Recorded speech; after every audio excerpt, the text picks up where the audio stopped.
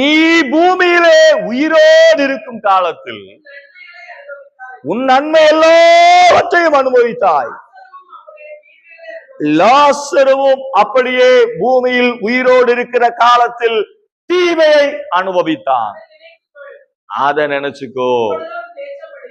இப்போது அவன் தேற்றப்படுகிறான், நீயோ வேதனைப்படுகிறாய்.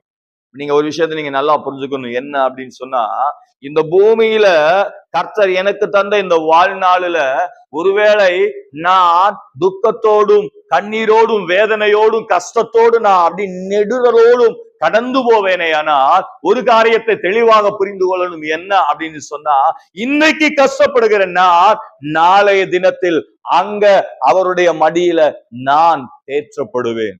ஒருவேளை இந்த பூமியில சுகபோகமாய் செல்வந்தனாய் ஆடம்பரமாய் எல்லா தேவையும் நிறைந்தவனாய் நான் வாழ்வேனே, ஆனால் அங்க நான் என்ன செய்யப்படுவேன்? வேதனைப்படுவேன். That's what. அதைத்தான் வேத புஸ்தகம் என்ன செய்கிறது அப்படின்னு சொன்னா தெளிவா சொல்லுகிறது. இப்போ தேவ பிள்ளைகளுடைய விருப்பம் எதுவா இருக்கும்? எதுவா இருக்கணும்?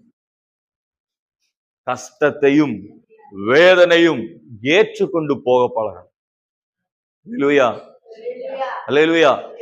கண்ணீரும் வேதனையும் கஷ்டமும் வரும்போது சகித்து போங்க.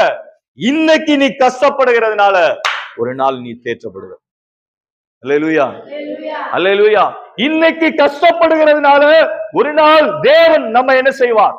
தேற்றுவார். ஒருவேளை இன்னைக்கு எனக்கு கஷ்டமே வேணாம், நான் சுகமாக வாழணும் அப்படின்னு நான் நினைச்சேன் அப்படின்னு சொன்னா, இன்னைக்கு இந்த பூமியில எல்லாத்தையும் நீங்க என்ன செஞ்சிடலாம்? அனுபவிச்சிடலாம்.